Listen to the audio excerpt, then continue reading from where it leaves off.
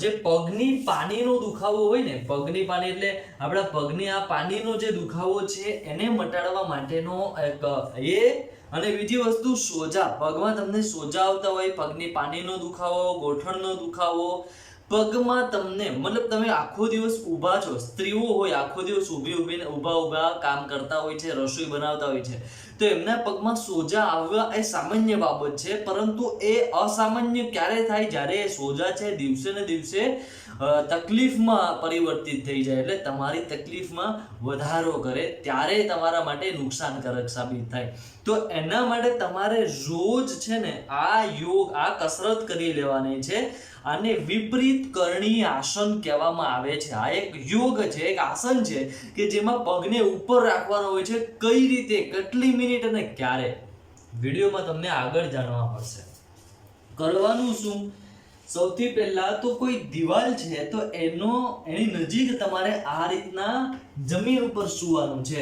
આ રીતે તમે જમીન ઉપર આ રીતના સૂઈ ગયા, પછી પગ બંને છે આ રીતે ઉપર કરવાના, આપણું માથું એકદમ નીચે જમીનને ટચ રહે એ રીતના. અહીંયા તમને તમારે પગને આ રીતના કરવાના છે. વ્યવસ્થિત દેખાતું ન હોય તો થોડું ઓકે. તો હવે આમાં પગની સ્થિતિ તમારે જોવાની છે. જો તમે આ રીતના જમીને રાત્રે જમ્યા બાદ અથવા સૂતા પહેલા તમે આ કરી શકો, ત્યાર પછી શું કરવાનું? આ રીતના પહેલા સૂવાનું છે.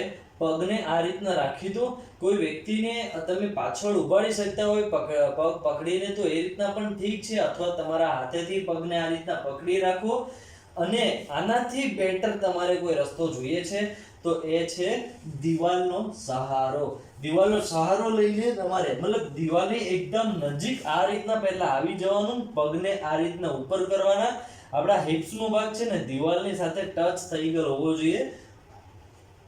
એકદમ વ્યવસ્થિત ટચ થઈને જ રહેવાનું છે. અને આ રીતના પગને 15 મિનિટ માટે જમ્યા બાદ સૂતા પહેલા 15 મિનિટ તમે આ રીતના સૂઈ જાઓ. મોબાઈલમાં કામ કરવું હોય તો મોબાઈલમાં કામ કરો, બુક વાંચવી હોય તો એ વાંચો.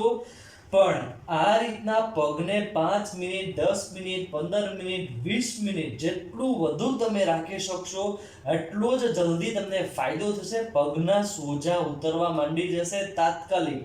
પગની નસો બ્લોક થઈ ગયેલી હોય, નસ ઉપર નસ ચડી જતી હોય, કે પછી પગની પાનીનો જે દુખાવો હોય ને એ દુખાવો તમારે મટાડવો હોય, ગોઠણના દુખાવા મટાડવા હોય, તો તમારા માટે બેસ્ટ આસન છે વિપરીત કરણી આસન. આ આસનનો જે વિડીયો છે ને, આ વિડીયો એ તમારા બહેનપણીને પણ મોકલો. જો કોઈ પુરુષ જોઈ રહ્યા છે તો તમારા મિત્રોને મોકલો. સ્ત્રી છે તો કોઈ પણ વ્યક્તિ જેમને ગોઠણના કે સોજાની તકલીફ છે પગમાં, એ લોકો બીજા લોકોને શેર કરો, જેથી બધા લોકો છે આ કસરત કરે અને પોતાના જે દુખાવા છે પગની પાનીના, ગોઠણના અને સોજા છે એ ઉતારી શકે.